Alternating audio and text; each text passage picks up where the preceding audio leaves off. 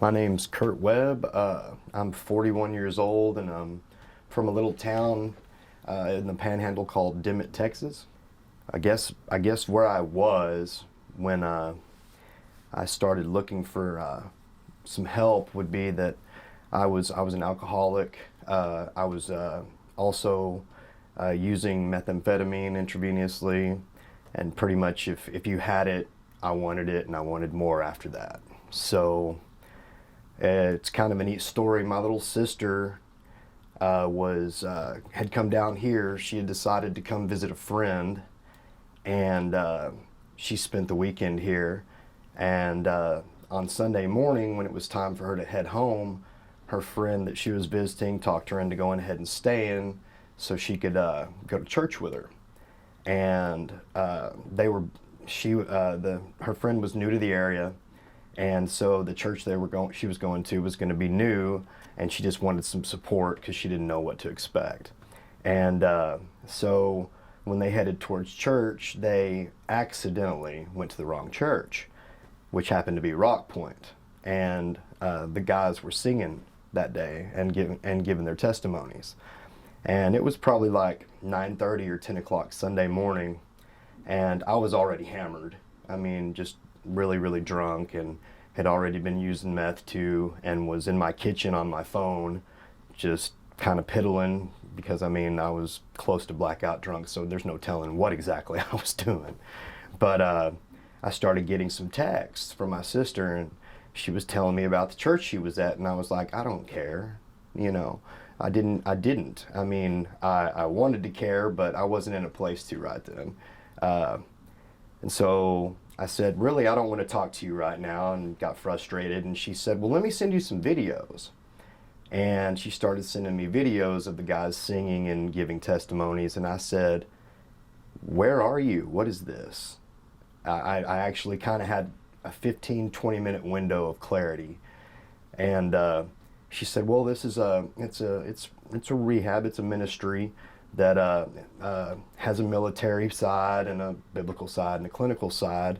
And she said, but it's 9 months, and it's pretty intensive. And so my next question was, well, how much does it cost? Because this is like my 16th rehab, so it's not, money was definitely an issue. And I heard 9 months of military, and frankly, I was scared to death. I mean, marching and stuff like that. I already have, like a problem with authority to begin with. And she says, well, it doesn't cost anything, but you're going to have to be willing to work. And I said, when can I get there? And I hit my knees, actually. I mean, I was crying, and I was excited, nervous, everything all balled up into one. And they got me here a week later. I mean, just that quick. And it was overwhelming, but here I am now. So what I found at the Nehemiah then was a support group to begin with. Just a bunch of people that actually really cared about me. I'm so used to people using me, or being around a bunch of addicts. And when you're in your addiction, you don't care about anyone, and no one really cares about you.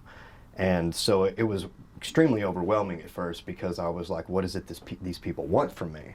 I didn't understand that there could be unconditional love like that didn't cost anything. It was really, really surprising.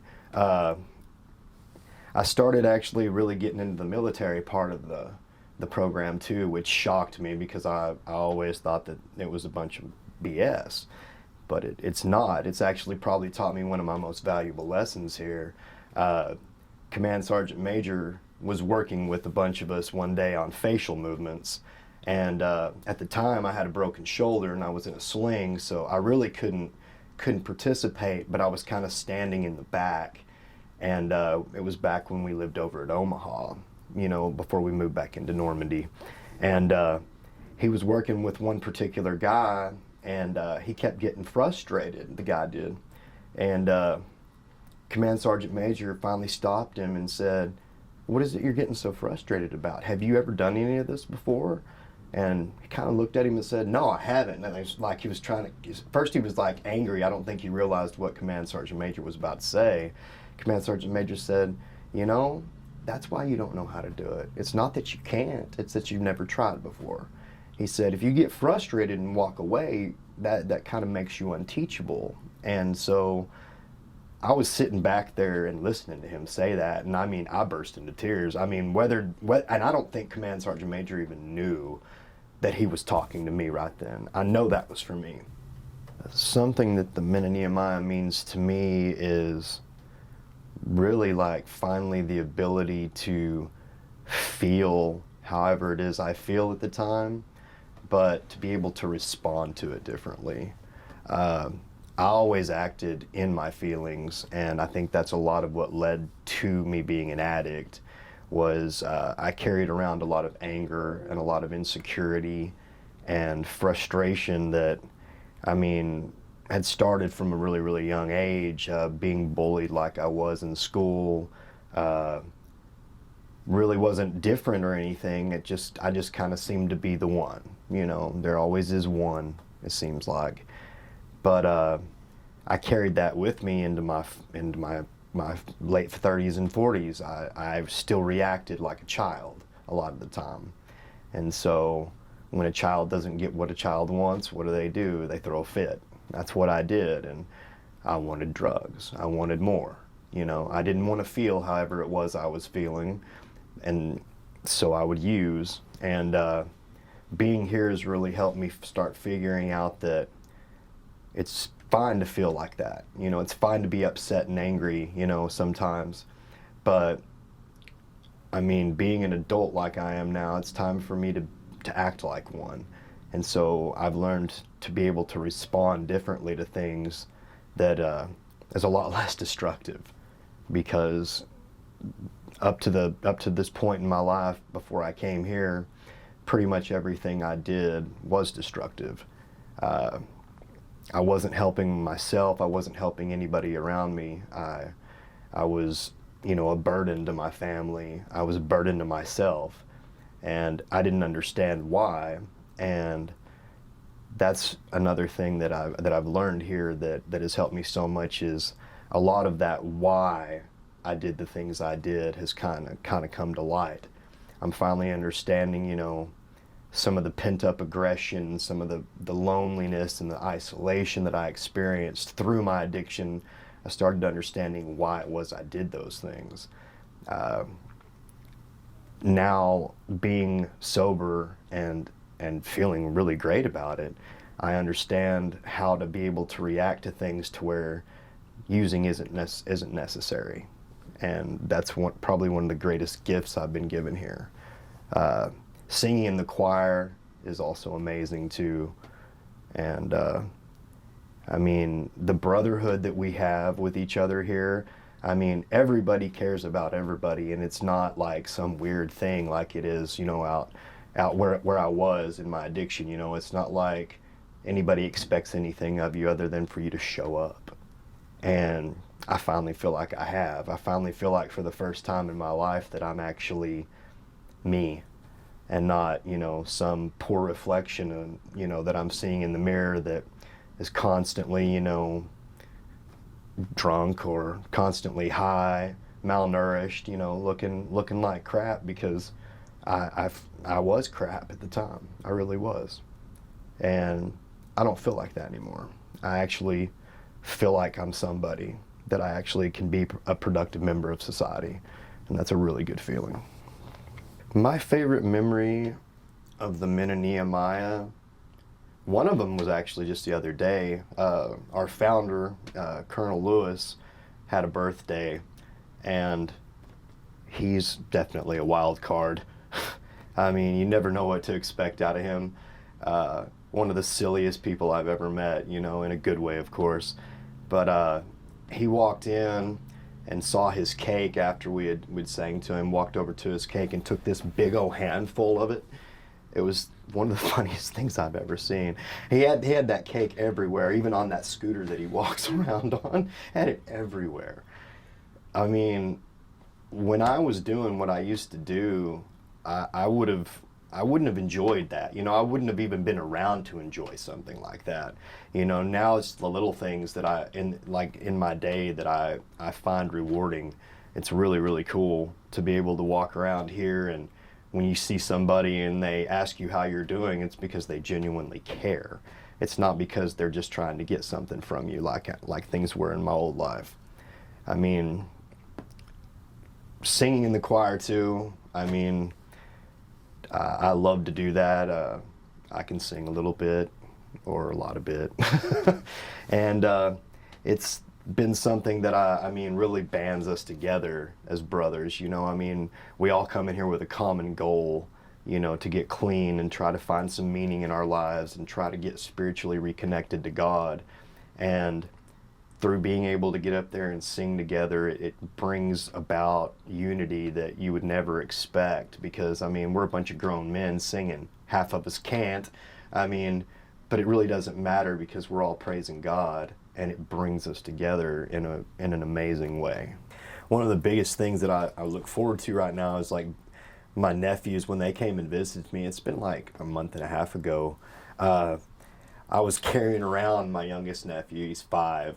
And he's not very big, but I was carrying him around downstairs in the classroom, and I mean, just like, manhandling him, just being silly. And I went and set him down by my oldest nephew, and they looked at each other and they said, "Uncle Kurt's strong now, huh?" And I was thinking and looking at him, and they said, "Yeah, he's different."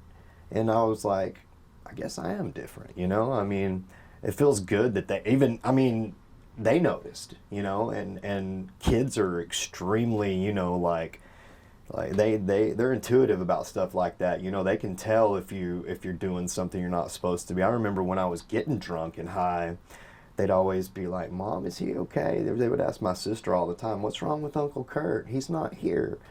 And that killed me, because I missed so much with them.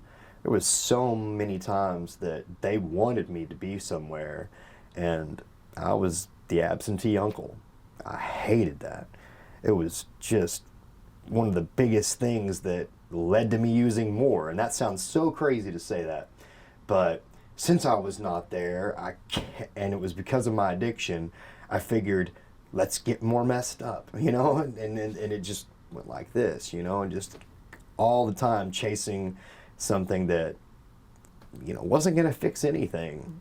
I mean, yeah, you're numb for the majority of your day, but man, when reality hits, golly, it's one of the worst feelings to finally come off of everything for a little bit and let reality sit for 5 minutes, 10 minutes, if you can even handle that long.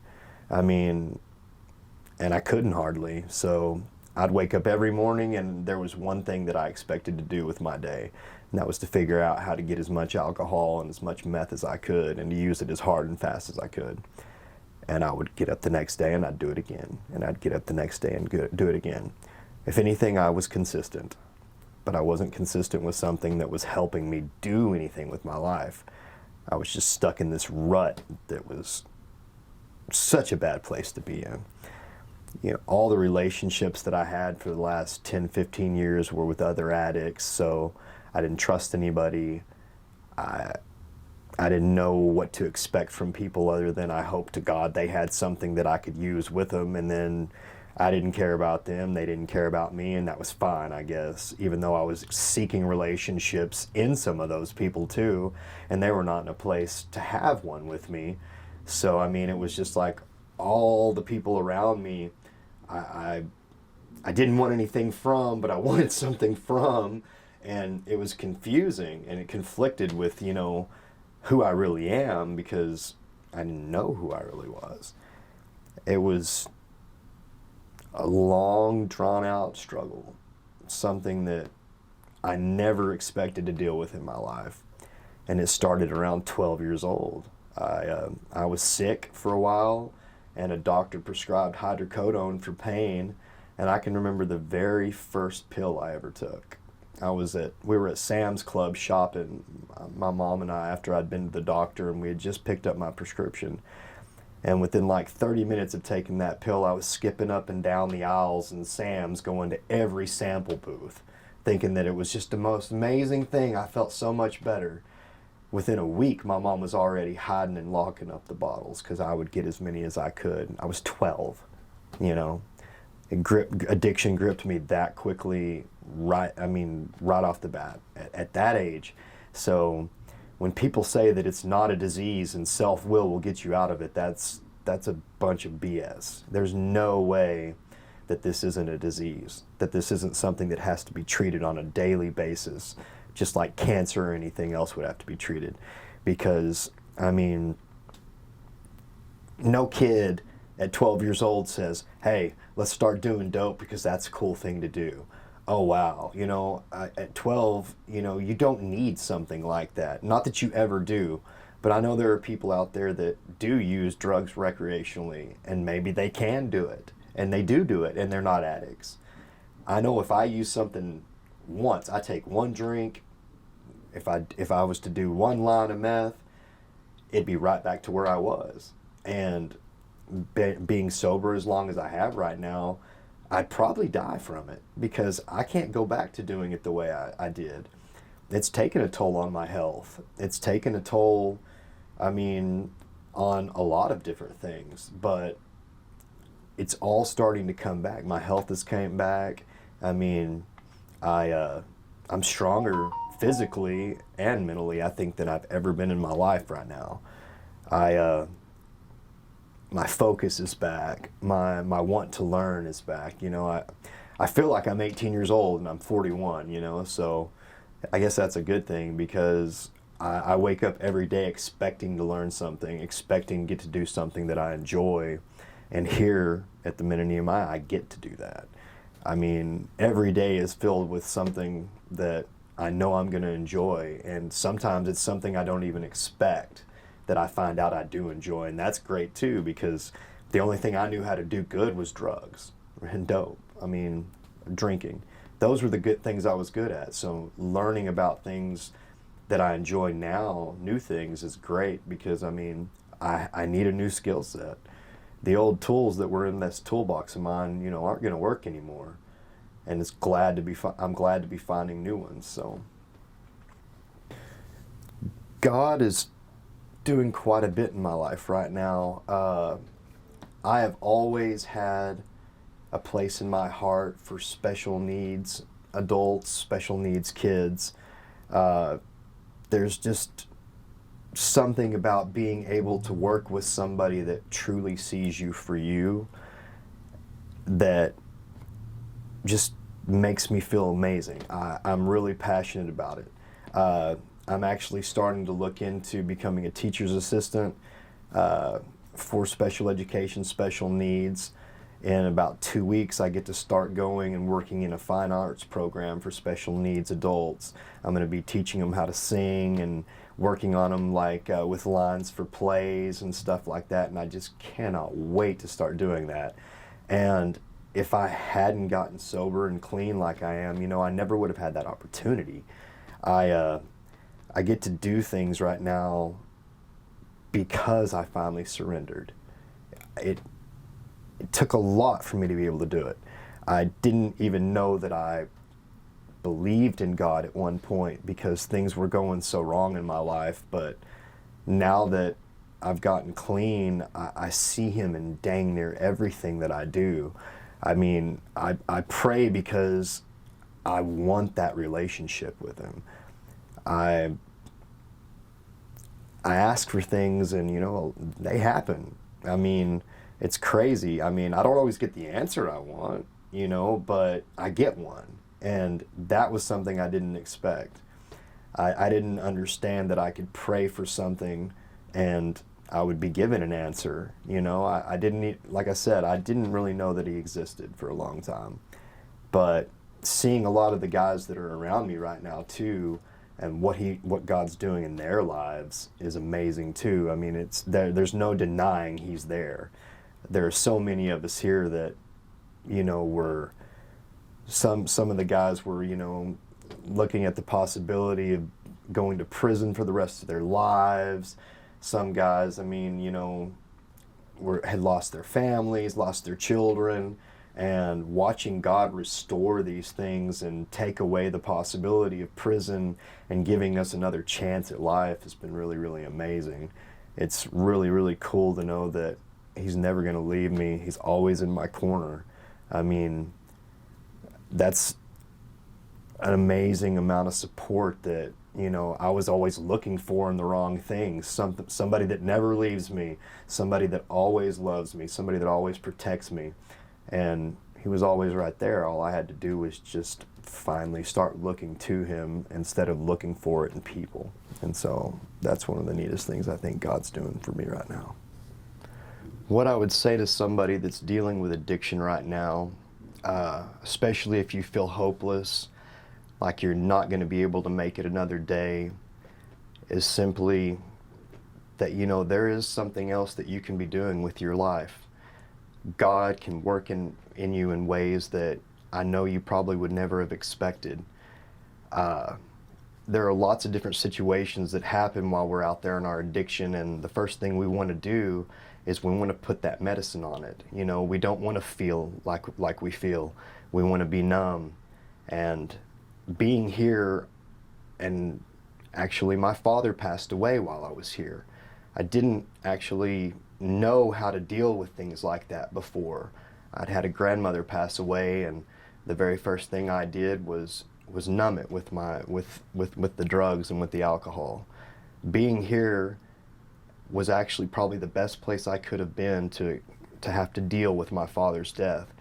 I know no one expects to have to deal with something like that or understands how to deal with that, but if I hadn't been here and I'd been out there in my mess, I know it would have been a lot worse, that I just would have kept on doing what I was doing until I was dead just like he is.